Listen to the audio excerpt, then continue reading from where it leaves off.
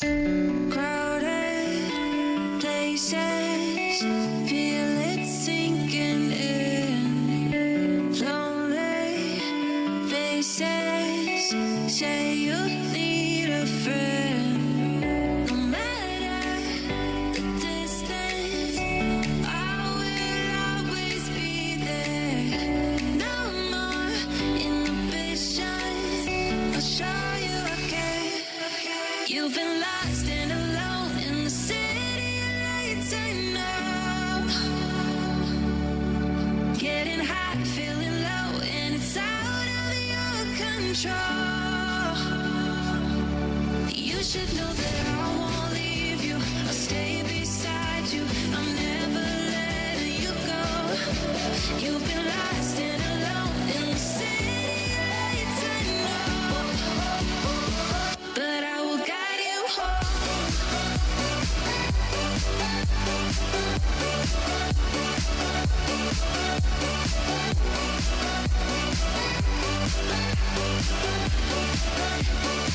But I will guide you home.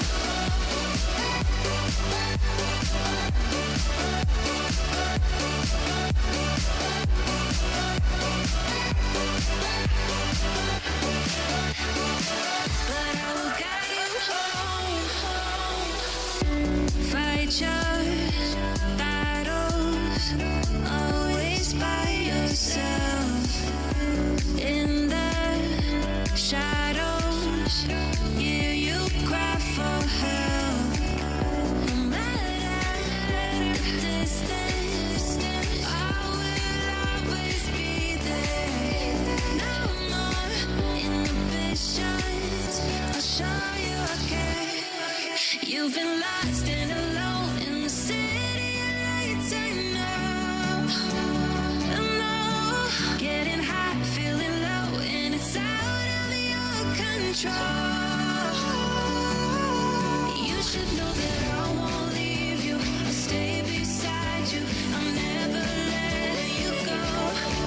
You've been lost and alone in the city lights, I know. But I will guide you home.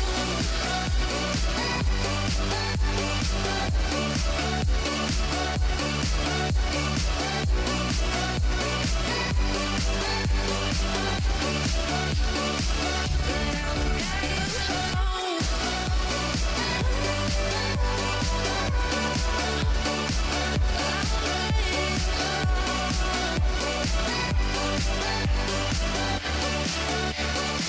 I will guide you home.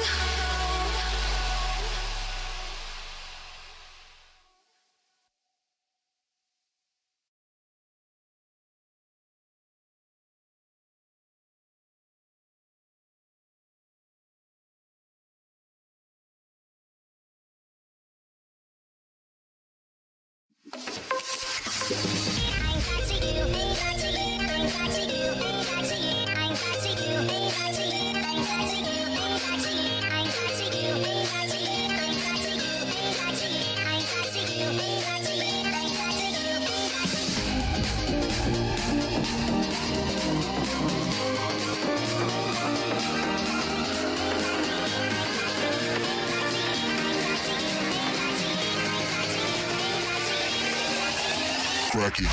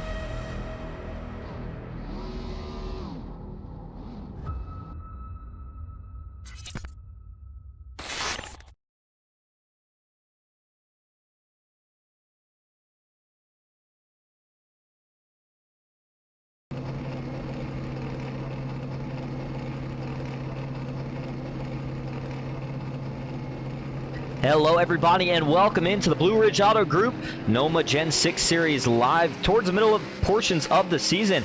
And tonight we got another good one for you in store. We have arrived at the Music City. That's right, it's Nashville Superspeedway. And let's get right into it. Drivers just got rolling. Some of them taking the access road, some of them taking the track. But here we go, looking at the starting grid tonight. On pole is going to be Clay Cantrell. Good return for him tonight. Second, we'll go to Matthew Fritz. Justin Parham back in third. Kenneth Redinger, he will roll off fourth with John Lynch in fifth. Zach Stevens back in sixth. Jay Stinson in seventh with Chase Greer in eighth. Bradley King ninth. And Brianna Laurent rounding out your top 10. Last car on the field tonight is going to be DJ Madish. He will roll off 11th. It's the SPINO 160 here tonight. 120 laps to distance, 65% fuel, 5 sets of Goodyears, 1 faster pair, fixed setups, and 3 green-white checkers. Weather outside, 75 degrees, clear skies, calm winds. Track temp, though, on the toastier side at 115. Track length here at Nashville just over 1.3 miles. And here we go. No better place to be on a Thursday night. Thank you all for being here. Green flag is in the air. We're racing at Nashville.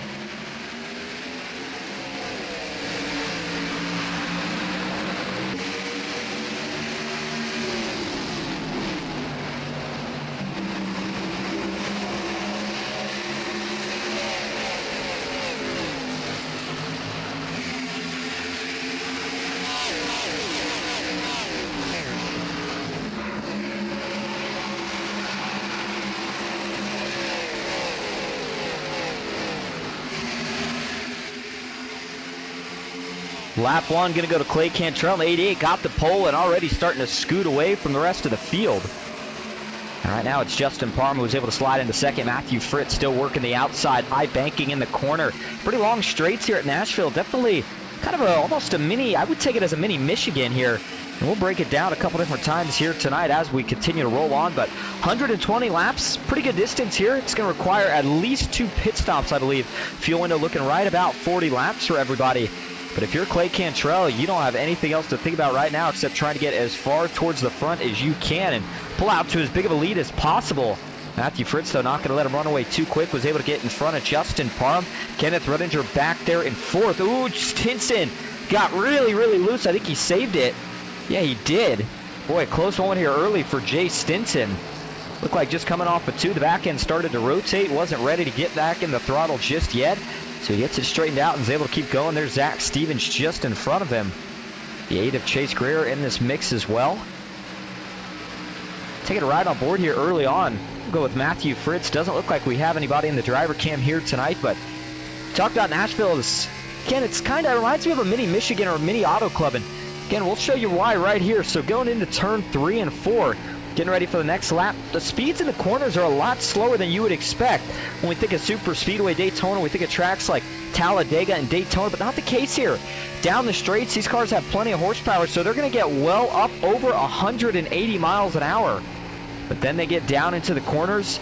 You got to get the car to rotate so you get all the way down to under 140 miles an hour.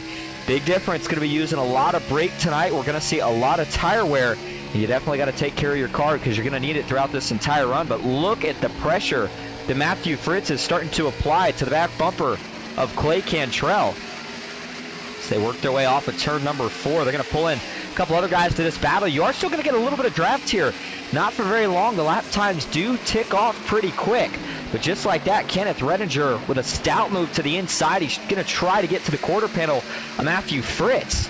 It looks like he's going to do just that. He'll pull a little bit of a side draft as they go down the back, but not able to get there as they get into turn 3. Fritz reclaims that position. And you wondered how well this top's going to work here tonight. We see it in real life. And we saw it a little bit off the restart. Matthew Fritz proving right now that there is some grip and some speed up there. You better take some notes. You might need that if we were to get a late restart towards the end of this race. And so as Redinger continues to rotate the bottom, what Fritz is doing here is he'll burn up his tires. As they come off the corner, again, Redinger's taking the shorter way around. But when Fritz is able to stay up top, he can keep that car a little bit more wound up, and he carries a ton of momentum down the straightaway. Justin Parham, I think, is just watching and waiting right now to see which one of these two will slip up first. His teammate, the Venom Racing driver, I think we'll see him jump from there. Here's a look at John Lynch. He's got already a win on the season. Looking for another strong run here tonight. Again, only 11 cars, so you kind of expect the best guys to be fighting for a podium here tonight. The top 5 finish, though, not bad in its own respect at all. There's DJ Madish back in 9th, Bradley King in 10th, and Brianna Laurent Rounding out the field, she currently sits in 11th. Good to see Nancy Hickox and Grant Turner in the chat. I know Grant, due to an issue, I believe he said he got a concussion, will not be racing here tonight, so we hope you get better soon, Grant. And we miss you out on track, but appreciate you still tuning in to watch these guys go at it here for a little bit, as we're going to be approaching the 10-lap mark here in just about a lap. Parham's starting to get some heat now from his teammate, John O'Lynch. Thinking about taking a dive to the inside there. Oh, he wiggles a bit off of turn number 2, and I think the wiggle that we saw earlier from Jay Stinson was just cold tires, trying to get some heat into him, and now that he has, he's starting to pick up some speed as well. But listen to the right front for not just Jay, but probably a lot of these guys. It's going to be scrubbing hard here.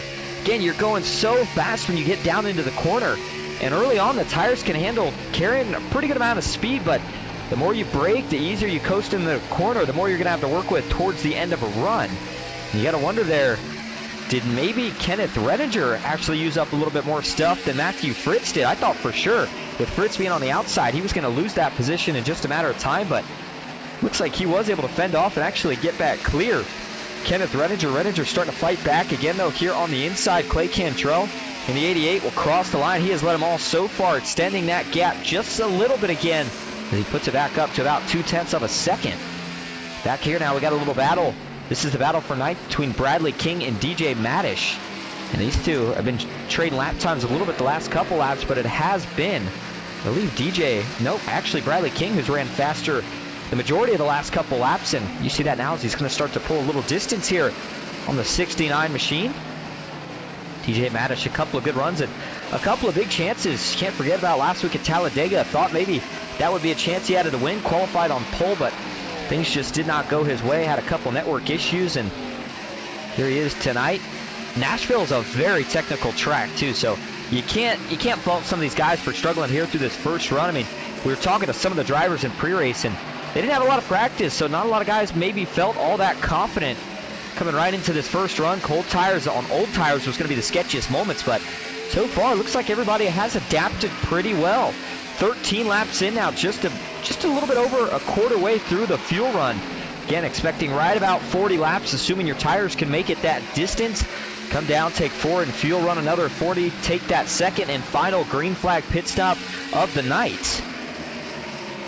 And seeing a lot of respect from all of the competition out here. And I know sometimes people maybe consider it a little bit of a letdown when you get these small fields, but I'm not seeing any letdown right now with this front pack. I mean, it's been about a 7 to 8 car battle.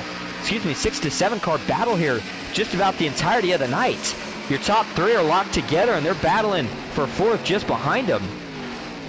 There's the move. John O'Lynch looking to the inside of his teammate now, looking for a run.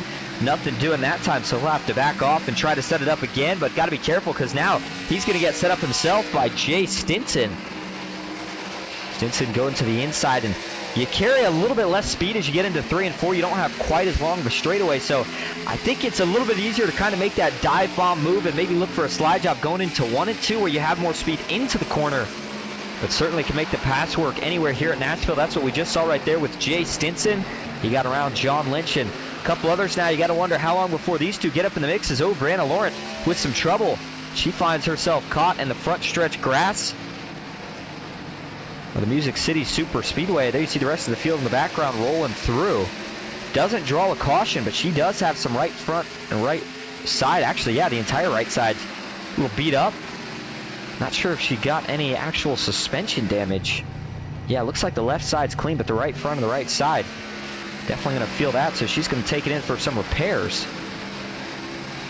And we'll see here if she's able to get back out there pretty quick as DJ Madish. Oh my goodness, what has happened here? The 69 goes around in the pits. Now he slides onto the grass as well. 2 separate incidents. Oh, he's still... What in the world is going on here for DJ Madish? Now he's rolling backwards. Maybe going to try to roll into his stop. What in the world? Yeah, he does finally bring it to a halt. And he can't get service that way. You hear him shifting through the gears. And I guess while he gets this all sorted out, I'm not sure if he doesn't realize that or what. Let's go ahead and see what happens here to both of these drivers. I think Brianna, she was running pretty good. I mean, towards the back, but no issues. And right here, she's going to find her first problem of the night as she just gets down on the apron. Can't do that here. It's a very abrupt transition. As soon as she does, you see the back end start to snap around, and I take that back. She's got damage before that, and the suspension, it looks broke from that angle. Can't tell if that's just a lot of camber, but it definitely didn't look like it. So she hit the wall before then. That's what sent her down to the apron. Question here is, where does she hit it at? I mean, this was like a couple laps ago, it looks like. And is it coming into 3? We still can't find it yet. She'd had this damage for some time. There it is. And it was DJ Madish, the driver that she was actually involved with for this incident. That could explain his issue. She just runs up on the back of DJ real quick. Looked like she was already carrying way too much speed into the corner. Yeah, way too much speed. I mean, she's still in the throttle here. As she's already in the corner, you can't do that. And realizes it, but just too late. And then she has to go up the track to avoid DJ. That's where she hits that wall and gets all the damage. You see the suspension now bent all out of shape. And a lap later is where we see this incident right here. Is she's trying to get down on the pits to get to the pits, and it's just not really turning for her. There you see the right front.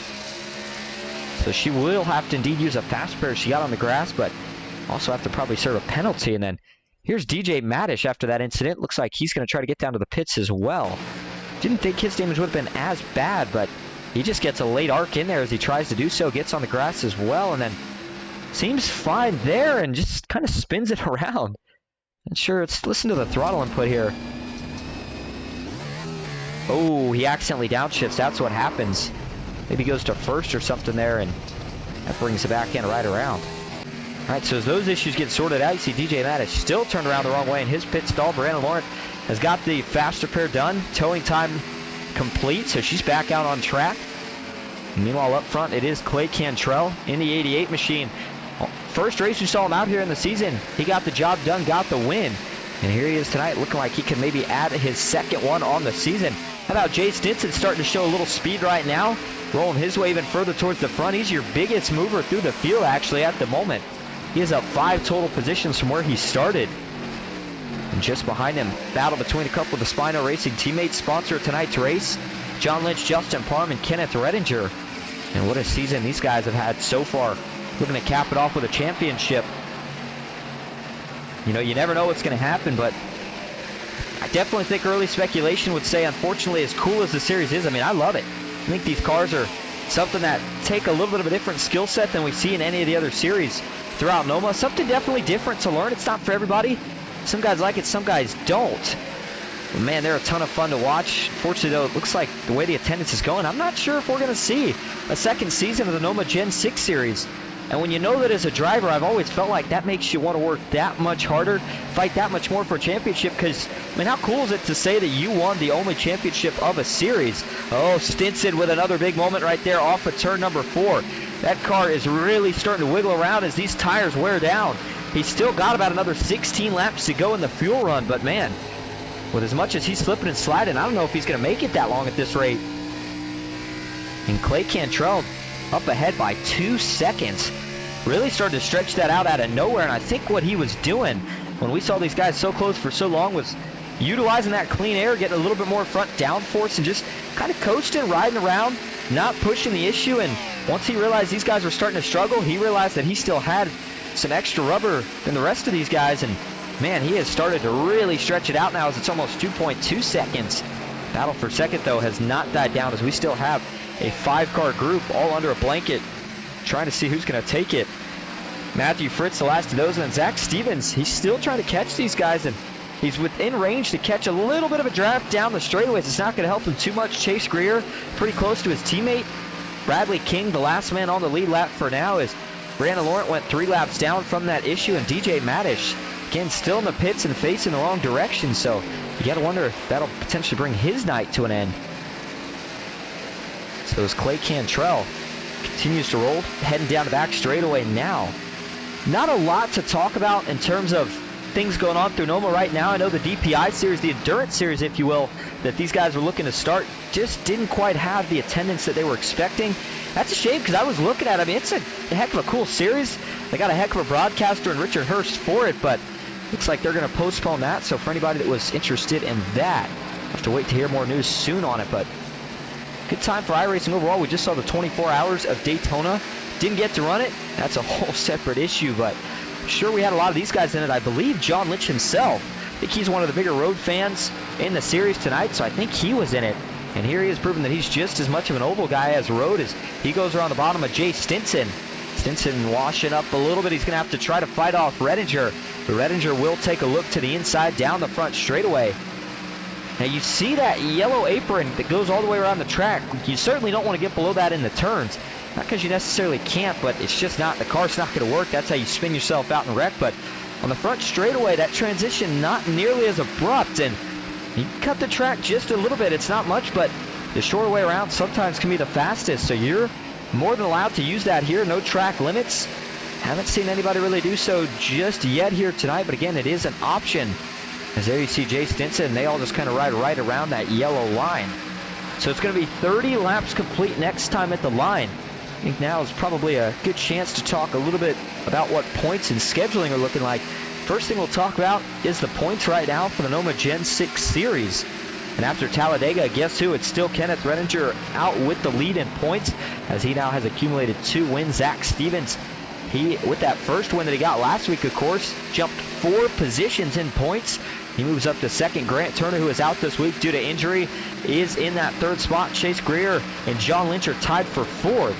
And Lynch, maybe one of the guys went in the wrong direction, as he actually lost 2 spots during that Talladega race, in points position, that is.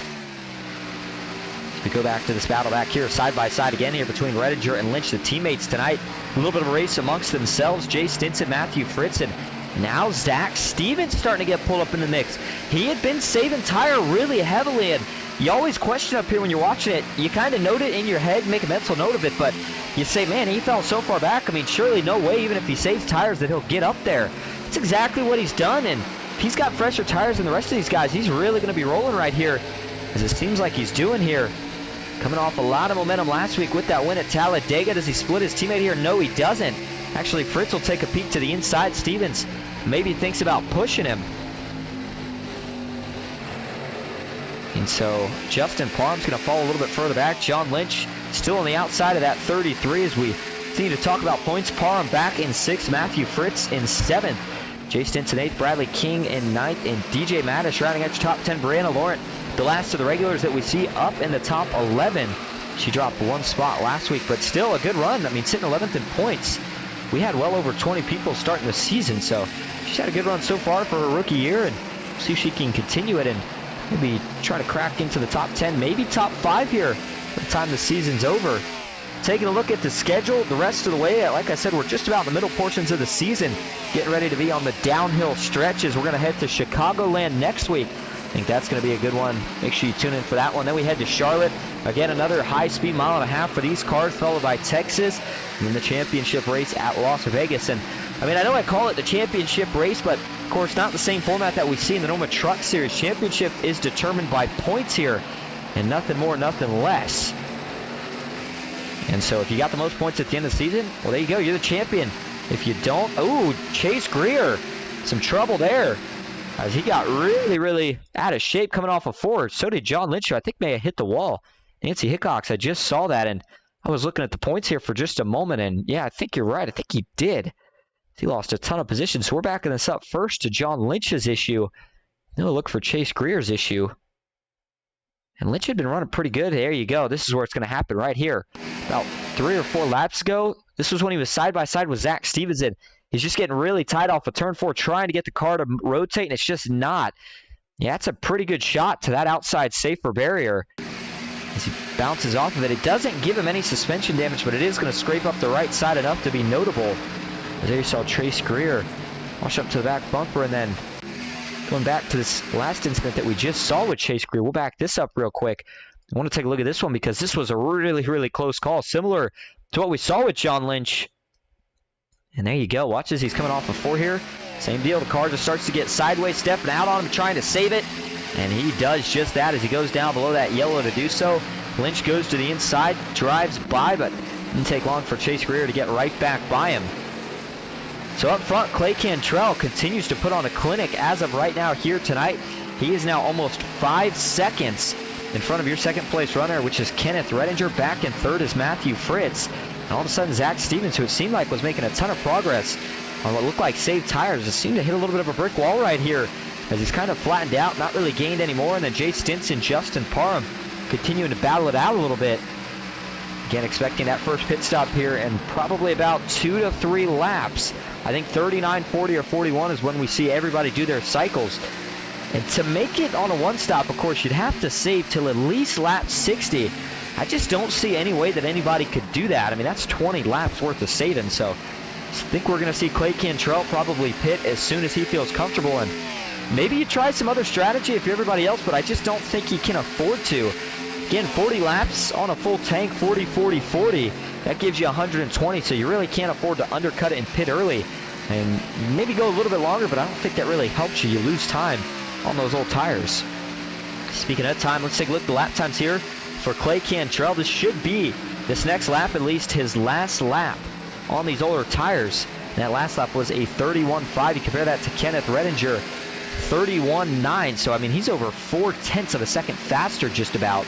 And that would explain all the time that he is making 31.6 that last lap. And we're going to take a comparison. Remember that number, 31.6 in your head. And we're going to look when he gets on new tires and see how much that increases by. And there's Kenneth Redinger, Matthew Fritz. Fritz starting to clip the apron a little bit. He's letting him roll the corner just a little bit more, but he is really fighting the handling on that thing. He is all over the place. And now will we see pit stops this lap, or do they go one more? Looks like they're going to go one more. For the back, looking to see if anybody else decides to bring it in. This time they do not. And so again, they might be able to go just a couple more laps as they don't, of course, they're not full throttle the entire time here. Let's hop on board here with Matthew Fritz. I'm telling you, he is struggling. Watch the hands a little bit out of the left side here. In fact, we'll hide the tower for you for just a moment so you can see what I'm talking about. Watch his hands as he comes off the corner. You hear the throttle there. He's not able to just put it to the floor instantly. He's going to be nice and careful with it as Clay Cantrell coming out of 4. He is going to stay out on the track yet another lap. Boy, look how smooth he is right now. I mean, you heard it right there. Not that much scrubbing of the tire and not much movement of the wheel either. He has found the line, and he is working it right now as he goes around the yellow apron.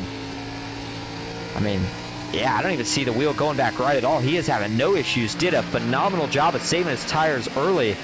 Now he is reaping the rewards from it. All he's got to do here is make sure that when he does decide to pit, he takes it extra conservative. Cannot afford to get a penalty, and he is going to make sure he takes it in nice and slow as he gets down on the apron. I think this is going to draw in a pretty good crowd. As he gets down to the pits clean, Zach Stevens and Matthew Fritz, Jay Stinson stay out.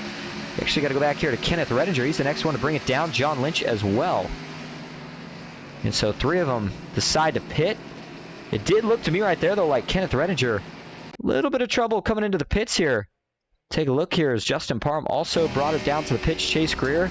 And yeah, it's just not turning for him. He gets into the grass, but I think he was okay and able to get it back on the track. So as we go back live, we got even more pit stops now. Bradley King has brought it down. I believe Justin Parham is getting ready to, or already has maybe. Yeah, I think Parham maybe already had or something. He fell way back. So Zach Stevens, Matthew Fritz, and Jay Stinson, the 3 who decided to stay out, they have now made that first green flag stop of the night. Again, this is going to be a 4 tires and fill her up with fuel kind of stop. Nobody trying any strategy right here. You just make sure you get into your box clean. Don't slide. It's okay if you lock the tires up a little bit, but you don't want to overshoot your pit sign. And getting out here is a little tricky as well. I'm not sure if they have to take the access road or not, but I would almost, no, I'm going to say I assume you probably do. We'll see right here as Bradley King and Matthew Fritz, Zach Stevens all come out. And if you have to take that access road, that's even trickier than getting into pits because you're on cold tires trying to get the throttle down, but no banking. It's flat and the radius a lot narrower. Yeah, they do. They indeed do have to take that little access road. So getting back out from the pits here is going to be a little tricky. And it looks like a group of 3 Venom Racing drivers all going to get out cleanly as there goes Chase Greer by. Good setup for him on that stop. And Clay Cantrell now been out for a couple laps. Take a look at the lap time. Remember, 31.5-ish, right around there. And man, 30.1. So he's almost a second and a half faster on new tires. And you got to remember, he's probably not pushing full pace here. Saving a little bit of tires, so he's got him for the end of this run yet again. All right, so that is going to complete our first cycle of green flag pit stop, 44 laps complete. It's Clay Cantrell leading in the Music City. We will be right back. Stick with us. We're going to go side by side at Nashville.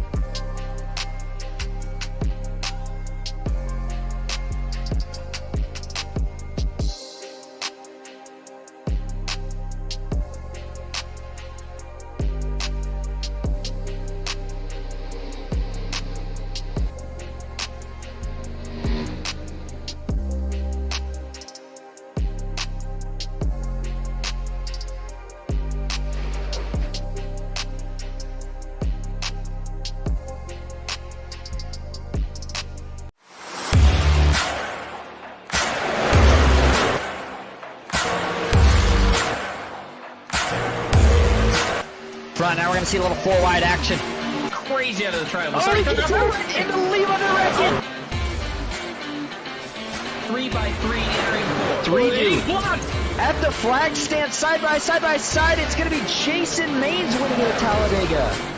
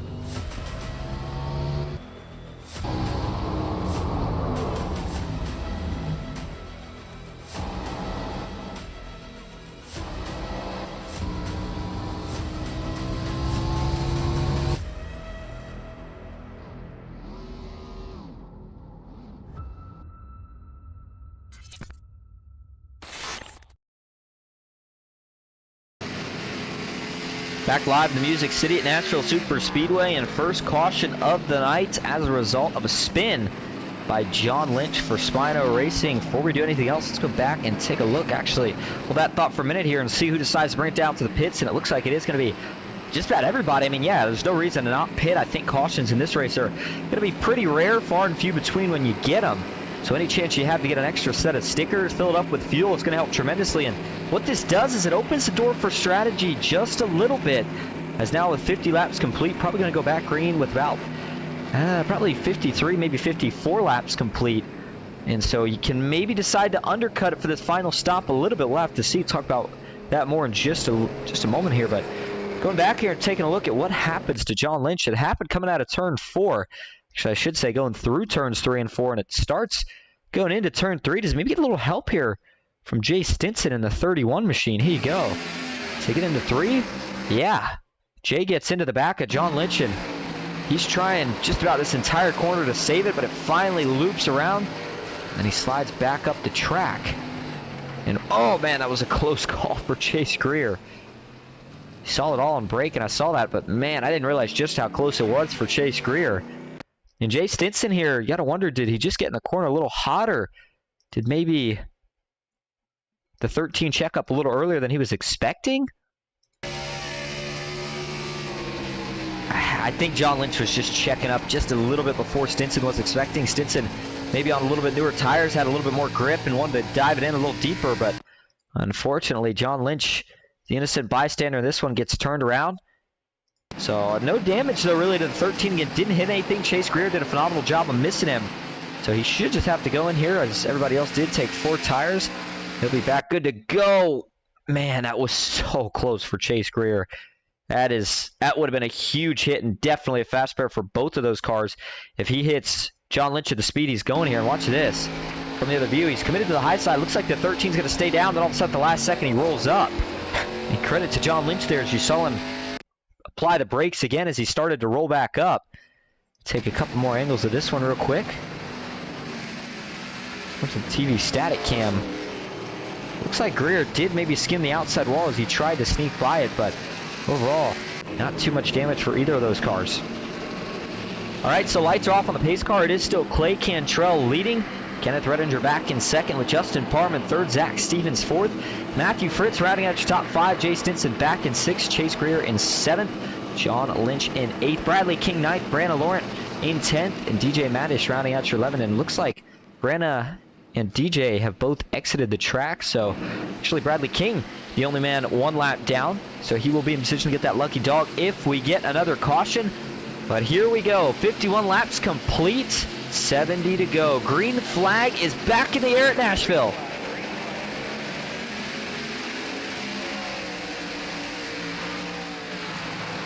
Phenomenal start for Clay Cantrell. He gets rolling off and away just as quick as he needs to. Further back, a little bit of battling, and I think we're going to see a lot more of it this run because everybody does not want to see that 88 pull away nearly as much as he did during that last run. And again, make note of it now, that final green flag stop. The farthest you can go, at least, is going to be probably right around lap 93, 94. Maybe a little bit sooner, but the earliest you can bring it down to the pits is going to be probably right at lap 80, just under 30 laps from now. Nancy Hickok says, yes, I think he did hit the wall, but not too bad. Yep, sure enough. But so the 88 of Clay Cantrell, does he save some tire here? I mean, it seemed like it worked earlier. The only problem is he has not had to relinquish that clean air all night, but he may have to here. Kenneth Redinger is able to set up a move and make a pass on him at 24. He said if he can make the move, there's no move to make right now. Clay Cantrell, his line has been smooth as butter just about all night. Take another ride on board. The driver of the 88 Chevy Camaro. And we haven't made too much more note of the track temp besides at the start, but again, it's 115 degrees, so it's not cool cold by any means. These guys definitely going to be struggling with it. They have all night, but Clay Cantrell, he's not had an issue. Look at him out of the corner, just nice and smooth. Oh, slips up a little bit that time. Better change cameras here before we give him the announcer's jinx. Sim time right now looks like it is 13:43, also known as 1:43 Eastern. And so that track temp, there's a chance that it could get hotter as it continues to go on. But the speeds are still just as fast as they were at the start, almost to 180 miles an hour on the back and well over 180 on the front. And so Kenneth Redinger and Clay Cantrell starting to check out just a little bit here on the rest of the field. They've got their gap about half a second over anybody else, and Cantrell currently has himself just about a car length and a half in front of second. And if you're Clay right here, again, you can't overthink it, which I'm not worried about. I mean, remember, he came in, you know, and probably what's one of the hardest things to do is get your first win in your first race. Well, he did it like it was nothing, and, you know, he comes in here, he's got to be one of the favorites, right? So far, he's proven that here tonight. But Justin Parham now starting to come back into the mix as well, as you see him sliding the rear end out off of turn number 4. Zach Stevens and Matthew Fritz currently back a little bit further. Venom Racing, the biggest team in the field here tonight. SPINO Racing, the second biggest. And Stevens and Fritz, this is the battle for 4th. Zach Stevens up 2 from where he started. Kenneth Redinger up 2 as well. Those are your 2 biggest movers. The person going the furthest in the wrong direction so far here on the night is Matthew Fritz, down 3 from where he started, and John Lynch is down 2 from where he started as well. That's a couple different issues for those drivers. And so if you're Kenneth Redinger on the opposite end, we keep saying what Clay Cantrell needs to do, but what do you do here if you're Kenneth Redinger? I mean, you keep riding in the tire tracks. Eventually, you're going to start to fade. I mean, you just don't have as clean air on the front end. And, you know, I know 140 is a lot slower than what we see for the speeds on the straights here on some of the other mile and a halves, but all things considered, these guys, they need a pretty good amount of downforce in the corners at a track like Nashville. It is still a super speedway, at least by regulation standards. So Kenneth Redinger, does he try to move his line around here a little bit, maybe jump to the outside, try to arc it in a little later, dive in a little sooner? We'll have to see, but it did look like that time he tried to arc it a little later, was able to roll the middle better and get a better exit than Cantrell. And just as I say that, he does indeed close it up by about half a tenth rather. So he is knocking on the back door. The question here is just going to be, how does he make the move? A little bump and run. Maybe make it work here in Nashville. I don't know if it's a little too early for it, though, or if Kenneth is even the kind of guy that wants to try that. We know he's probably got the raw speed to get around one way or another. It's just going to be, how does he do it? Driver out of Pennsylvania.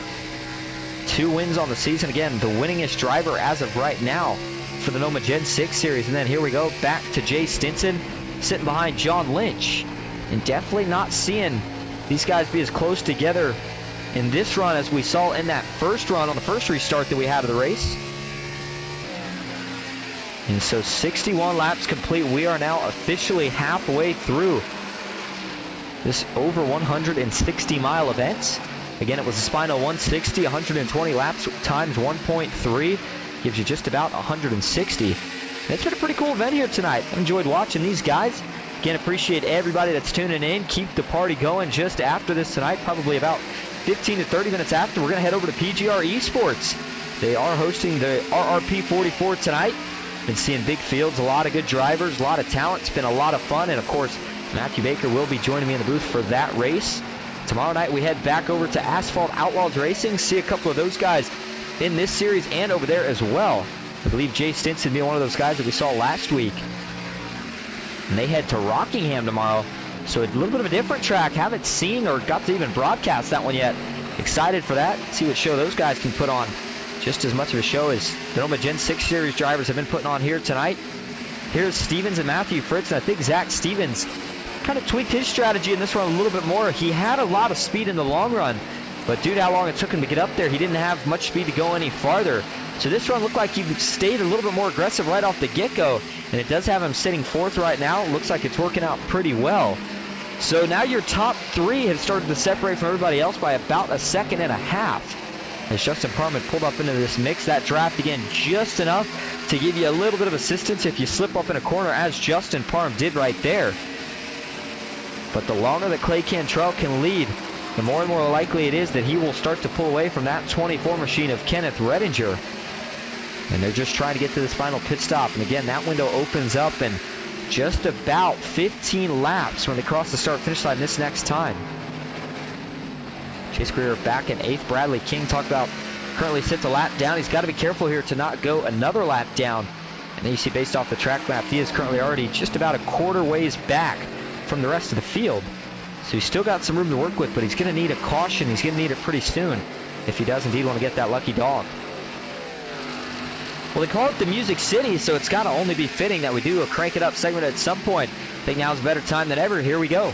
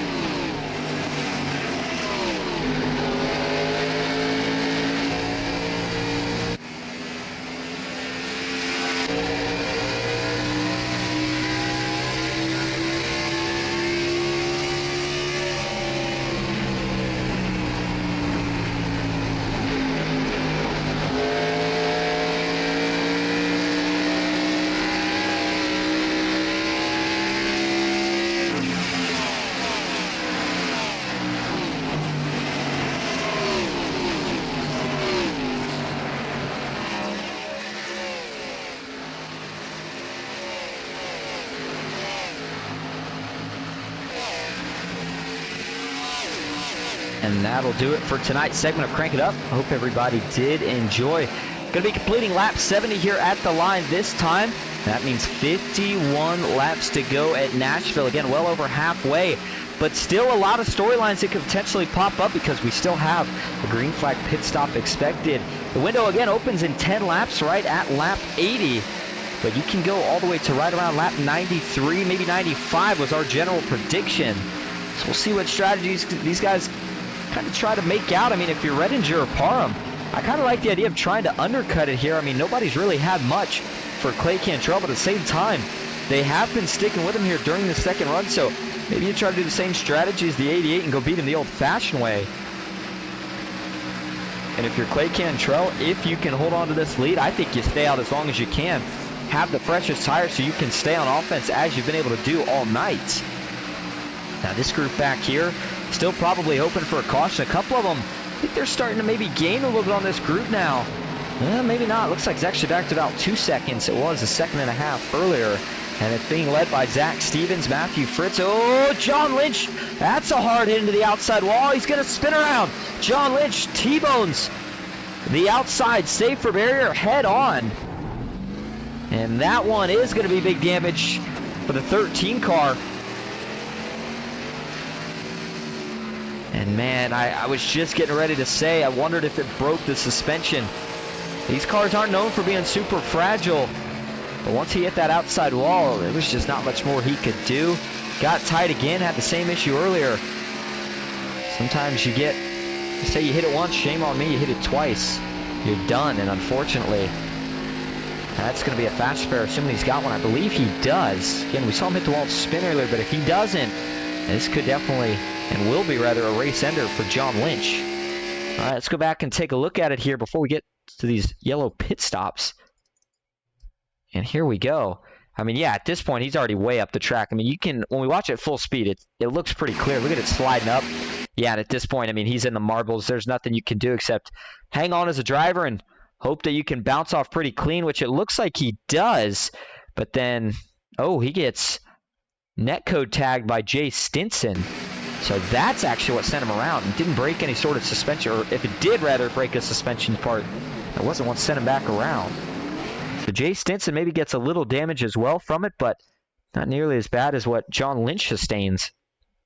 So taking a look from the chopper view again here, watch how this kind of pans out. So Lynch gets in the marbles, and then bam, there's the hard shot into the outside wall, and then Jay Stinson sees that. Jay actually gets a little bit loose here as well. He's trying to straighten it out. He does, and he's actually going to miss the 13, but there's a little bit of right rear netcode right there, and that clips the 13, and Lynch sends him around, and there's the big hit into that outside wall. See it crumple the front end before it pops back out, and it really messes up the right front. So take a couple different angles of this one here for John Lynch. Boy, Chase Stinson's lucky that he didn't get collected again right there, as you had John Lynch spinning across the track, and that's about the second close call tonight that we have seen between Chase Greer and John Lynch. But yet again, Chase was able to miss him here and continue on. Here's the onboard view. Dives low, goes by, no issues there as we take a couple more quick angles at it. See, Chase Greer is just going to sneak by, but that's a really tough break for John Lynch. Again, we're going to go see here in a minute if he's got a fast spare, but it had been kind of an up and down night. A lot of things not going his way after hitting the wall a couple times tonight. It looked like he was going to be able to save that one, but just not able to. And so as we indeed do go back live, Clay Cantrell back out on track and looking here for John Lynch. And he's still sitting in the pits. Looks like he's got it rolling enough to get back out. Now the big question is there damage on that right front? It looks like there is. Ooh, so yeah, he must not have had a fast spare. John Lynch is going to try to fix whatever he can the old-fashioned way. I want to go back here and take a look. I believe these guys all would have decided to come down and pit. I mean, I don't see any way or any reason that you don't. Get yourself some fresh tires, and yep, looks like the entirety of the field all decided to bring it down to the pits. I mean, if you get yourself foreign fuel right here, which everyone did do, it's all of a sudden a lot closer on strategy, and there's the order they came in, and you come out in just about the same way. As we're looking to get the one-to-go signal next time. Before we talk any more about that strategy, let's see if we can bring in tonight the man who has been on fire, Clay Cantrell. Hey Clay, this is Austin in the booth. Got a copy? Yes, sir. What's going on? Well, not much. I mean, part-time schedule that we've seen you in this season. You come into your first race, you win it, you're back out here at Nashville. Looking like you might be able to get another one here tonight. How have you been so stable when we've seen other guys slipping here tonight? Really just, I got a lot of laps here. I used to come in here and blow the right front off the car. There's not a lot of banking. So really it's just trying to drive the car off the right rear, trying to back up the corner. When you think you can get in the throttle, waiting just a touch longer, and just trying to really race the racetrack more than I'm racing the drivers. Obviously, air plays a big factor. Being in traffic makes the car a little bit tighter, so I'm trying to maintain that lead, try not to get in traffic. But again, at the same time, just trying to race the car race the track more than I'm racing the drivers. Well, you've looked strong so far tonight, buddy. Keep it up, and we'll see if we're talking to you at the end of this race. Sounds good, man. I appreciate it. There you go. Clay Cantrell looks like he is running with the Venom Racing drivers here tonight, regardless of it saying MNT. Again, they do have a couple more than maybe what they usually have. Venom Racing tonight, that is. See quite a few guys hanging out in the Discord. And you know what I love about the Gen 6 series as well that we don't bring up? But I mean, this goes for every NOMA series, whether I've raced in it, broadcasted it, listened to it, watched it. Everybody's always having a good time. You don't really see all the arguing and bickering. I mean, of course, you get it sometimes in race, but overall, especially with the Gen 6 series, you got guys switching teams during the race, just hopping from Discord to Discord, having a talk, having a laugh, and having a lot of fun here tonight. And it's been a good one up to this point. And again, 80 laps would have been guaranteed good to go, but I'm telling you, they are so close. If we get one more caution, they'll be good to go. If we don't, might be a little close. All right, here we go. On the front row, it's Cantrell and Redinger. Oh, some tire spin out back. What in the world happened there? Everybody keeps it together, but that's going to mess up the restart a little bit. Clay Cantrell, though, says thank you very much. He'll get a big jump as he gets away really quickly. And oh my goodness, John Lynch was able to get to the back of the pack just in time. Interesting restart right there. I'm not sure if somebody maybe got on the throttle too early or what happened. But either way, Matthew Fritz, Zach Stevens, Chase Greer trying to get organized, and everybody probably going to be pushing a little bit harder this time, because now if you get the clean air, you might be trying to hold on to it the rest of the way, but do you try to save some fuel? Again, it's really, really close. 40 laps. Going all out is the least that we know you can make. The question is, how many more can you make after that? Based off kind of driver input here through this early stint, I mean, if nobody's trying to save now, I don't think they maybe try to save too much later. I think everybody maybe feels pretty comfortable that they're good to go. Again, it was 45, I believe 45 laps. Oh man, it's going to be so close. We'll know when it gets closer, and they do have to pit. It would certainly open some strategy, but right now, all focus is on the battles on track. The 88 versus the 24. The 9 of Justin Parham pulled himself in this mix last time. And of course, Matthew Fritz, who we saw qualify on the front row, second here tonight. We'll see what he can do. And just got an interesting update for anybody watching. It's been curious about some of the bigger things coming up in iRacing as well. I'm sure a lot of these guys are excited about is iRacing's adding rain. We don't have an exact date, but they've been working on it, teasing it quite a bit, and saw some inside information today from somebody that they actually have weather radar as an option that you can toggle in the game now. And so, man, boy, when they add that, we're going to see some wild stuff. Imagine when we start seeing these guys racing in the rain here on ovals. You think you've seen everything. Boy, wait till we start calling some of those kind of races. Still 4 up front, make it 5 as Greer tags onto the back. Throw them all under a blanket as they all sit under a second for the moment. Jay Stinson trying to grab onto the back of this little battle. 81 laps complete, so it is now 40 to go. Bradley King did not get his lap back under that caution. Interesting. Not sure what would have caused him to not, but unless he went 2 down and we missed something. But so he stays a lap down and still going to, unfortunately for him, be hoping for a caution. Not sure if we'll get one the rest of this way, as things are going to start to get clean and just try to go on this last run as a long run. Jay Stinson continues to catch the back of this battle, and so Zach Stevens and John Lynch are kind of the 2 odd guys out from the rest of the group. Now, of course, John Lynch, with all that damage, I don't think he's really going to have much of a piece to work with for the rest of the race. I think at this point he is just trying to kind of limp it home. See how he can get out of here without losing too many points. But everyone up here has had a shot. Clay Cantrell still the favorite. Redinger been the runner-up just about all night. Justin Parham, Matthew Fritz trying to get in the mix as well, along with Chase Greer and his teammate Jay Stinson. And so Kenneth Redinger has yet to make a move, and to his credit, it's a tough track to pass here. It's not as easy as a lot of people would think. You can't really just dive bomb it because you're not going to make the corner. We did see Matthew Fritz making the outside work a little bit earlier, but it was almost like a defending line, not so much if you're in the attack. And of course, every time you try to dive it in, if you don't get that move complete, you don't get clear, then all you did is waste your tires. Oh, Redinger, hold on! He does, as he gets really loose coming off of turn number 4. Gets sideways down on the apron, but he's able to save it. Fortunately, though, he is going to lose a handful or so of positions through it all, as Chase Greer is going to sneak by. So now the 24 is going to have to all of a sudden fight through some traffic that it initially looked like he wasn't even going to have to worry about, and he just got loose right there. I mean, there was not much more to it. Let's back that up real quick and take a look from TV1. He had been pushing pretty hard initially there, about the middle of 3 and 4. It looked like he was going to get a run. But then as soon as they started getting out of the corner here, he just starts getting loose. Yeah, look how much lower Clay Cantrell is.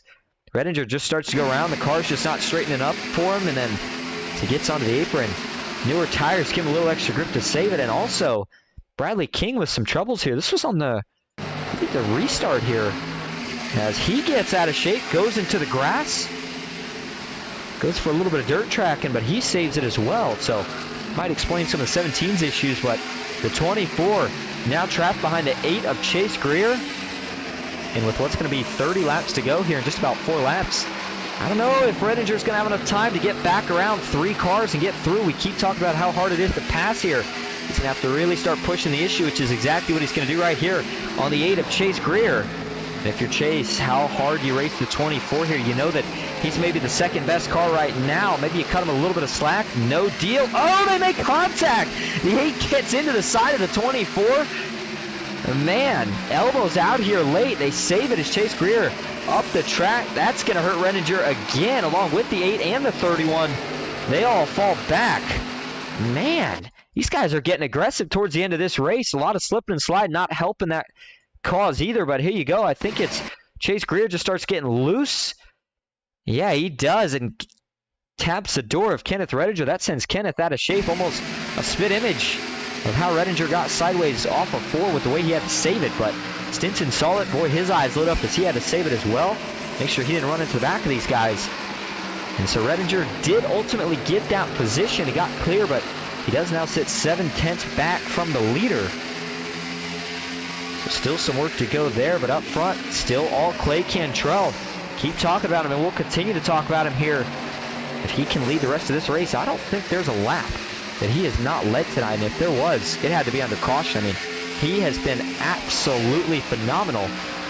We had that one green flag stop, so I take it back. There is 1 or 2 laps he didn't lead, but if we wouldn't have had a green flag stop, I would have been willing to put a pretty good bet that the 88 leads this entire race. And so it is going to be 90 laps complete again. Thank you all that have showed up here tonight to come watch the NOMA guys put on a decent little show. Not the biggest field we've seen, but a good one. We did not have driver cams here tonight, so unfortunately weren't able to check anything out there. John Lynch, Grant Turner, the 2 guys that normally pop those up for us. Turner out injured this week, and then John Lynch, well, it's been a rough night. For the sponsor of tonight's race, for SPINO Designs. And man, oh man, SPINO Racing, they've been strong as a team on this season, but they've had a couple of bad breaks, a couple of mental mistakes. John Lynch not necessarily making any of those tonight, just tough luck at a tough track. We can't forget about Justin Parham at Pocono. What looked like could have potentially been his first win did not end well for the 9 car. But here tonight, what's looking like could be Clay Cantrell's second win. Got the win in the second race of the season at Atlanta. And that was a 1.5 miles. This track a little bit shorter, but still speed similar. Upwards of over 180 miles an hour. And he's been putting every sort of skill set that he's gained from some of these tracks that he's ran this season to good use. Justin Parham back in second. Kenneth Redinger fighting now for third. We saw him get around Chase Greer. This is now going to be to try to get around Matthew Fritz. He's got to make this move work pretty soon here. He's going to try to get it figured out within the next 8 laps. And when we get 20 to go, I almost think that's the time where if we're expecting a pit stop, they got to pit. Oh, he's going to get into the door. Fritz bails out of it. And now Chase Greer is going to take a dive to the inside. You can tell the frustration starting to set in a little bit there for Kenneth Redinger. By no means was he trying to get into the door there, Fritz, but he's just trying to push the pace a lot more. He's starting to get a little bit desperate. It's so easy to do in these situations. But he's going to be able to recover nicely, and the NOMA Truck champion gets back around Chase Greer. He'll try to set up Matthew Fritz again, but just looked like he got a little tight right there in the corner, maybe trying to carry a little bit too much speed. Washed up the track, got into the door, but like a veteran move, quickly bailed out and didn't make any more contact, and he's able to continue on. Nancy Hickok says, I guess it's already go time. So let's go Venom Racing, let's go SPINO Racing, and why not? Let's go Clay Cantrell. That's right, rooting just about everybody on up here, and I just can't get over how much good racing Nashville has provided here tonight. I thought this was going to be one of those races where we saw everybody spread out. I mean, it's looked for the most part here tonight kind of like a one-groove racetrack. That groove maybe shifted up just a little bit throughout the portion of this race. Now, track temp has cooled by just a couple degrees here over about the last 30 minutes, so that might help these guys out a little bit. Partly cloudy skies aiding that as well. And so as we hit lap 95 this time, Clay Cantrell has started to extend that gap now. Remember, he said he's not so much worried about racing everybody else. He's worried about racing the track, and it's looked that way tonight. Whenever you see a driver that is running a nice, smooth line, no issues, that's when you know that he is indeed racing the track and not really so much anybody else. And now he's going to officially stretch that gap out to 1 second. Over second place now, Justin Parham, who still looking for that first one of the season. Matthew Fritz back in that third spot. Kenneth Rediger going to pull up next to the 29 yet again. Boy, these two almost had a close call last time they got side by side. We'll see if Rediger tries the outside or goes inside again here on the 29. Nothing doing there. Can't quite get the car to rotate to the inside just yet. He's going to try to set him up for off of turn number 2. Still looking for a run. He can't get it. And if you're Matthew Fritz here, you got to make a decision. I'm telling you, the 24 is going to race him really hard. And if you're Fritz, I think you got to try to defend it. I mean, it's just too hard to get the track position back. And he's been running that outside line pretty well. We saw him do it early on in this race. Was able to fend off Kenneth Rediger for quite some time. But we'll see how long the patience lasts here for Kenneth Rediger, who is definitely faster than the 29 right now. Just got to get clear, and is he going to do just that? He does. Shuts the door. I think Fritz maybe helped him out a little bit. And so now that puts him up to third, just behind his teammate in the 9, Justin Parham. And right now, Clay Cantrell wants to see these guys continue to struggle. Pit stop here. Oh, Chase Greer's going to go around. The 8 goes for a slide into the infield grass. Trying to stay on the throttle to keep it going. Caution is out. And that's going to change everything. So Justin Parham brings it to the pits. He's going to get a free service here with foreign fuel. Assuming that he's not responsible for that wreck, which I didn't think he was. But it certainly looked like an interesting choice to bring it down to the pits. Let's go back and take a look at this again. This was a little bit of an odd one here. But I believe it was an intentional pit here for Justin Parham. Let's see. Or does he just get... No, he's trying to pit here. Trying to arc it down, trying to get it low, and... yeah, he does. So, yeah, he was certainly trying to pit. Problem was that as he got a little high, the guys behind him arrived on scene a little quickly, including Kenneth Rediger right here. Rediger has to check up big time to not run into the back of his teammate. Chase Greer is going to try to do the same. He does, but unfortunately, Jay Stinson not quite able to get checked up in time. Tags his teammate in the right rear, and that's going to send Chase Greer for a spin here as he goes down the grass, and there's Parham getting down to pit speed. So that answers the question of these guys. They were not good to go on fuel, I assume. That's why Parham was making a stop, was going to try a little bit of strategy, but I'm not going to have to worry about that now, as everybody will come down, take foreign fuel, and be good to go. But a couple more angles of this one. Chase Greer, no damage as he just spun through the grass. And virtual grass, you don't have to worry about the splitter getting ripped off. Best place to be as long as it's not a wall. And he loops it around a couple times here, trying to get some momentum back and try to get it going. But again, these cars, a lot more power than the next gens, the trucks. So it's a little easier sometimes after you wreck to get them back going. But overall, nice piece of driving there from Chase Greer to make sure that he doesn't hit anything here as he got turned. Take final view here from the static cam. And if you're Justin Parham in that case, not much that he did wrong. I know he's trying to get down a little sooner. Chase Greer maybe not too happy, but you start to get these tires worn down a little bit. It's a tough pit road. It is not an easy one, but speaking of pit road again, looks like everybody except maybe Justin Parham right there brought it back into the pits. 4 tires and fuel. And back out and ready to go for what is going to be this final little sprint to the finish with probably just about 18 laps to go here in the Music City. So we are going to take a quick break, get ready, take a drink, do what you got to do. Meet us back here in just a moment as we will get ready for potentially the final restart at Nashville. Go side by side. Stick with us.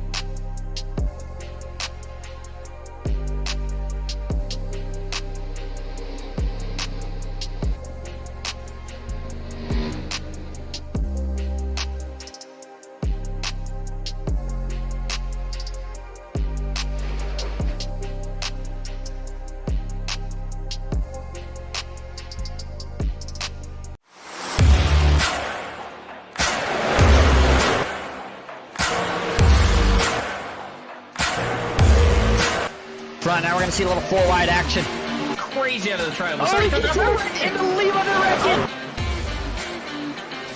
3x3 area 4. 3 Oh, he deep. blocked. At the flag stand, side by side, it's going to be Jason Maines winning it at Talladega.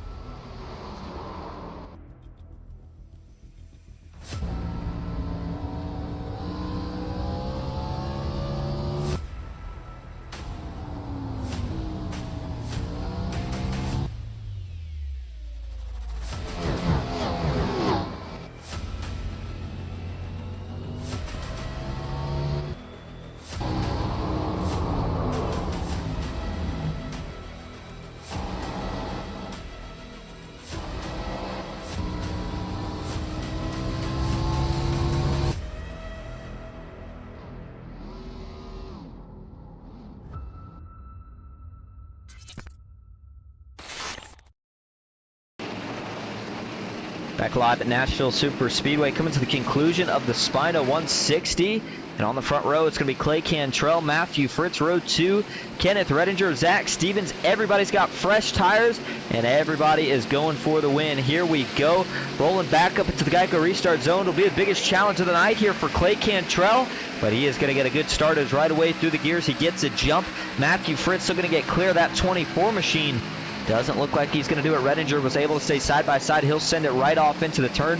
Going to try everything to get clear here. Fritz sliding up. Not going to be able to do it. They will stay side by side down the back. And we'll see how much patience here Kenneth Redinger and Matthew Fritz have with each other.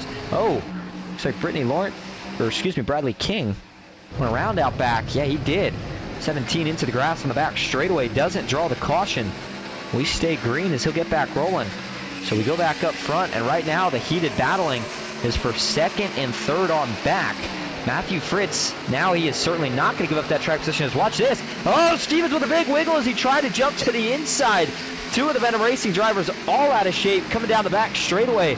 Chase Greer and Zach Stevens, they save it. Man, another close moment is, again, everybody's pushing it now. Track temp has not cooled down. And the grip has not picked up, but they are certainly hoping it has, because it's go time. Clay Cantrell's going to be coming up on 15 laps to go next time. That's not that much longer around this just over a mile-long racetrack. And so Matthew Fritz, who's moved into second, this is a big opportunity for him here. We'll see if he can take advantage further back. Justin Parham and Chase Greer, those two in a battle. That is the battle for 6. Parham will prevail. Next up is Zach Stevens if he can get there. But Kenneth Redinger going to pull up to this battle, and what does he do here? Again, he got into it with Matthew Fritz a couple times. They've been racing each other clean, but really hard all night. At a certain point, you got to maybe try to give the other guy a chance to get up there. I think it kind of helps your chance out. We'll see if that's what either Redinger or Fritz decide to do for each other. I think Fritz might catch him. Again, Cantrell has been phenomenal on the long runs. The short runs, he's been the fastest still, it seems like, but not by much. The other guys, a couple guys have been close tonight. Redinger and Fritz both at different times have been able to hang with the 88, but not get much closer than probably about 2 car lengths worth. And so now's the big chance here tonight as Matthew Fritz diving it in a little bit deeper again. He's going to roll a little bit more speed on entry, but he's burning up the tires a little bit more and slipping up on exit as we saw there. That'll pull Redinger right back into the mix. Does the 24 try to make a move right here? He's going to try the high side potentially. Actually, no, he's going to try something even different than that. He's going to arc it in deeper, try to set himself up for a run. And he's got just that. Now he'll dive to the inside of the 29. Side by side is Fritz and Redinger down the front straightaway. And this time he will do it as they get into the turn. He's going to get clear. Has to slide up, though, to make sure Fritz can't make a crossover. Well, the 29 is going to try it here. And sure enough, Redinger gets into the outside wall. Matthew Fritz with a little bit of a checkup. He will give the 24 a break this time. And so we're coming to 12 laps to go, and now the battle will become Chevy versus Chevy. SPINO versus Clay Cantrell, the 88 MNT. I'm not sure what team he's officially on for the season. Runs part-time. He's got the Blue Ridge Auto Group sponsor, and he is representing it well so far here on the night. He has led he's led every lap under green. Just about, I think he didn't lead 2 of them during the first pit cycle. That's been it. He has been lights out since then. 2, almost 3/10 of a second is now the gap with going to be 11 laps to go. And now all he's got to do is close the deal off again. We got to get all the way to the white flag before this race will be official, so still plenty of time for something to happen. Looking back, Bradley King, again, did not get that lap back as he could be some lap traffic here for the leaders after that spin. Right now, he's just a little bit over half the track behind the leaders, and here's a pretty intense battle between John Lynch, Jay Stinson, and Chase Greer. John Lynch got whatever the damage he could get fixed, finally completely fixed. And so now he's got a little bit more of a car to work with. The new tires are helping his case as well. See if he can hold on for the rest of this race, trying to fight for 7th, potentially a 6th place finish. Justin Parham, who currently sits in 5th. I'm not sure if he got an EOL or if the strategy, the way it's cycled, but I thought he was going to cycle to the front by being able to be in the pit road and get free service. Fortunately, though, that was not the case. Maybe he had to stay out and get a wave round. Nonetheless, 10 laps now to go. Kenneth Redinger still right in the footprints of Clay Cantrell, but he is feeling a lot of pressure right now from Matthew Fritz. And as a driver, it sometimes gets a little tricky to focus out front when you got a driver that's basically filling up your entire rearview mirror. Exactly what Matthew Fritz has been doing right now. As you see, the 29 continues to take that deeper entry into at least turn 1. Not sure if he's doing the same thing over in 3 and 4. We'll go with Kenneth Redinger here. Watch the difference in lines between Clay and Kenneth. Kenneth doing sort of the same approach that we're seeing with Matthew Fritz. He is diving it in deeper to the corner. Again, that's working, but that will only work for so long. They're going to burn up their stuff quicker than Clay Cantrell will. And I think that clean air is maybe starting to slowly take its toll as he continues to pull away by just a couple hundredths of a second each and every lap. Kenneth Redinger cannot slip up right here. Any mistake, and he will officially lose touch with Clay Cantrell. And Cantrell, I would say he can't make a mistake, but I'm not even worried about him. I mean, he's been perfect all night. Your top 3 right now still all considered under a blanket as they're all within a second of each other. Matthew Fritz maybe starting to fall out of the battle. Ooh, Redinger made some contact with the wall right there. That's going to cost him another 2-3 worth of time on Clay Cantrell. And there was the mental mistake for the 24, trying to stay disciplined, but maybe just ran out of stuff or just tried to overdo it a little bit. And that'll give Clay Cantrell maybe all the breathing room he needs, as it's now back to 0.6 of a second. And then when you're in the front and you don't have to look in that rearview mirror, you're going to start setting some of the fastest laps you have set all race. As he crosses the line this time, it is now 6 laps to go at Nashville. Looking for some of the battles out back. Jay Stinson all by himself in the 31. You got to wonder if he maybe tagged the wall or got a little loose. Something happened as he was right with these two, but has since faded. That's Chase Greer in the 8, John Lynch in the 13. Lynch was able to get up to 6th after fixing whatever damage he could from that earlier wreck. Chase Greer trying to battle back. Both of these guys setting their sights here on Justin Parham, who currently sits in 5th, and Zach Stevens looking like he's going to follow it up with another good run after the win last week. Not quite going to get a podium, but he certainly is going to finish in the top 5. Right now currently sits in 4th. He's up 2 from where he started. Redinger tied with him for your other biggest mover, up 2 as well. Justin Parham down 2 on the night. Not the direction he wanted to go after a pretty good qualifying effort. And up front, still hanging around 0.6 of a second. These two could potentially be in a battle here on the last couple laps, depending on if Redinger can catch on Cantrell, but right now he just cannot. So now it'll be coming to 4 laps to go.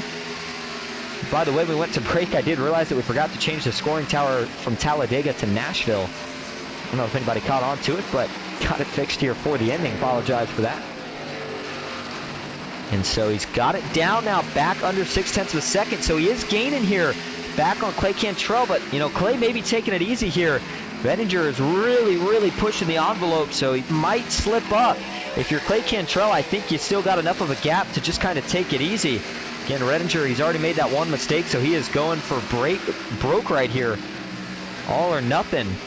I don't know if I'd quite call it checkers or wreckers, but he's going to see if he can find something here in these last 3 laps, at least to maybe get to the back bumper, the 88. But there you see he's going to tag the outside wall again. That'll cost him another 10th that he just made up. And if he could get there, I was going to say, even if he gets in range, again, he could try a little bit of a bumpy run. It might work, but he's got to get to probably within about a half a car to a car's length from your leader. And right now, he's still nowhere close, as he sits probably about 7-8 car lengths back. And then you see Matthew Fritz still putting a lot of pressure on his bumper. These two could potentially end up swapping spots here on this last lap. Speaking of last lap, Clay Cantrell right now is praying that these guys can keep it clean for one more set of corner. He is half a lap away now from taking the white flag and making this race official.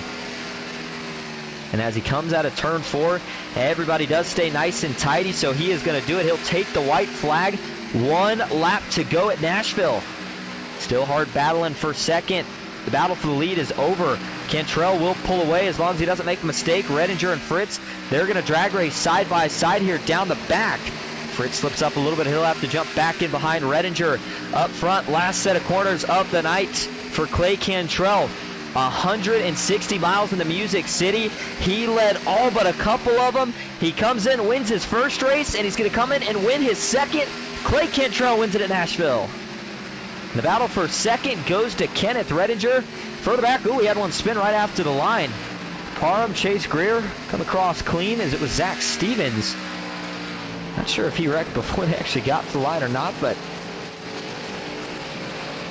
how about it? Clay Cantrell now tied for the most wins on the season with Kenneth Redinger. The difference is one of them's a full-time driver, one of them's a part-time driver. That tells you just how impressive that 88 has been here in the starts that he has been able to make. So he'll come around here and do a little celebrating, and as he, or just before he does so, I guess I should say, let's take a look at your finishing results here on the night. Clay Cantrell's your winner. Kenneth Redinger brings home second. Matthew Fritz in third. Zach Stevens in fourth with Justin Parham rounding out your top 5. Chase Greer in 6th. John Lynch 7th. Jay Stinson in 8th. Bradley King in 9th. Brandon Laurent rounding out your top 10. And DJ Madish, he finishes in 11th. All right, there's your leader burning down, celebrating, making some noise in the Music City. We are going to go get your top 3 in here for interviews. Stick with us. We'll be right back in Nashville.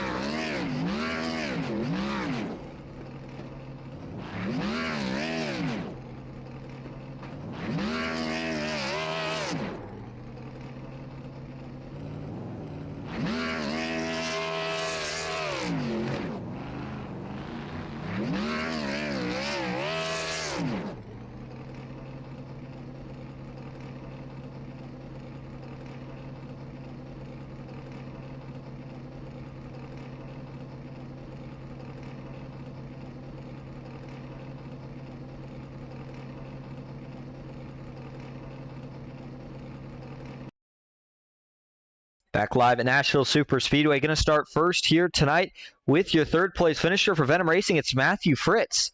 Hey, Matthew, this is Austin in the booth. You got a copy? Yes, sir. Well, I'll tell you what, Nashville certainly provided a lot more racing action tonight than maybe we expected. You were in it all night, but we get a short run there towards the end. Do you feel like that was what the car was better on? Yeah, I was better in the short run, and yeah, Clay was just outstanding night, and had a great battle with Kenneth, and it was fun. It was really fun racing. I was surprised too. Certainly looked fun. Now, one of the things that you kind of distinguished yourself from the rest of the field tonight is we saw you ripping that top lane a couple times. It looked like it was working pretty well. How'd you get that set up early, and how'd that help you towards the end of the race? Yeah, I practiced it in practice. I'm a topside man, so anywhere I like to try a top, and it was working a lot. I mean, Kenneth had like a 15-lap battle, I think, and he's on the inside, I was on the outside. You get to run, and it was nice, and yeah, it was fun, but it wore my tires out at the end. Well, nonetheless, you still managed to keep it on the podium, bringing home third. Before we let you head out tonight, is there anyone you want to thank or shout out? Yeah, I got to thank Jay and Joey putting on this league, Manny Rays, my mom, my dad, my grandmother watching. Appreciate them coming out, and appreciate you broadcasting. You're probably one of the best broadcasters out there, Austin. You do a great job. I appreciate it, Matthew Fritz, and thank you for talking to us. Again, congrats on the third-place finish, and we'll see you out here next week. Thank you so much. All right, now that'll bring us to your second-place finisher here tonight, Kenneth Redinger. Hey, Kenneth, this is Austin in the booth. You got a copy? Yeah, I got you. Well, you and Fritz, man, you guys were trading blows there throughout probably just about the second half of the race. You come out the victor of that, but you come up about half a second short of winning this race. What more do you think you could have done at the end there, or was that all the car had? I just needed to make sure my brakes were properly set up. I didn't even notice. Well, I noticed the other night, but with work, I haven't been able to get home and adjust them. So I was only getting like 40% brake there. So just stopping on it and only getting 40% brake is not good enough to get in those corners hard. It looked like Clay was able to just drive in there really deep and get on the brakes, and I'm still coming to a screeching halt. So. Well, Nashville, the last super technical track that we head to on the season. After this, it's nothing but like super fast mile and a half. So next week, of course, we're going to head to Chicagoland. How do you feel about the final stretch of the season and your chances of closing out this championship? Pretty good. I think it's been pretty smooth so far. So I don't expect anything uneventful or eventful to happen. All right. Well, before we let you head out here tonight, is anyone you want to thank or shout out? Just shout out to the league. All right. Thank you for talking to us. Congrats on the 6th place finish, and we'll see you out here next week at Chicago. Thank you. All right. Now that's going to bring us to your winner here on the night. 2nd win of the season and only a couple part-time starts. Clay Cantrell. Clay, this is Austin Booth. Got a copy? Yes, sir. Well, you stun everybody at Atlanta, and you stun everybody again here tonight at Nashville. You get your 2nd win on the season. Absolute clinic of a performance here tonight. How were you so dominant the entire race? A lot of discipline at Nashville. I said earlier I'd ran a ton of laps, but I mean I hadn't ran, a crazy amount of laps. But one thing I'd figured out here is protecting the right front. I felt like with the track position, obviously with the Gen 6, it's kind of tough in traffic. You get that arrow push off the corner. I felt like if I could maintain track position and take care of the right front, it was going to be hard to not get it done. So. You did just that, and I mean, we had a little bit of a late restart there. Did that have you kind of second-guessing how you were going to have to race, and ultimately, how did you fend those guys off towards the end? Oh, yeah, absolutely. I got a little sweatier than I meant to, for sure. That last run was a little bit nerve-wracking. I had to kind of put baby in the right front out the window, kind of drive it as hard as the car could possibly be driven, without driving the tires off of it. Then there with about 7 or 8 laps to go, I knew I kind of had it and kind of backed off a little bit. But overall, it was a great run. I couldn't ask for much more. Well, if we had a guitar, we'd give it to you to smash because you are the winner at Nashville Superspeedway. Before we let you go, though, is there anyone you want to thank or shout out? I just want to thank Joey and Jason. They're good buddies, and I appreciate what they do and the time they put into this league. I know it's a lot. I hope the return they get on investment is something they appreciate, because I definitely do. Just glad that they put that on, and glad I get to be a part of it. All right. Well, thank you for talking to us. Congrats again on the win here tonight, and we will see you next week at Chicago. Sounds good. Thanks. There you go. And I know I said we'll see you next week, and I hope we do, but Clay Cantrell, part-timer, it's never necessarily guaranteed, but what a race here tonight. I mean, again, only 11 cars, but the racing itself was phenomenal. We had a lot of action. Not as much passing as you would think, but almost looked like a mini pack racing kind of track, but Clay Cantrell ultimately is the victor, gets the job done over Kenneth Redinger, who battled with Matthew Fritz all night. And next week, we are going to head to Chicagoland. Don't forget, just after this, go check out PGR Esports. That'll be live on Ghost Racing Network here at 10:30. Those guys are going to be at Talladega Superspeedway in the trucks. Besides that, that's about it. Thank you all so much for coming out tonight. I hope everybody enjoyed. That's it for me, Austin Green, here on Ghost Racing Network for the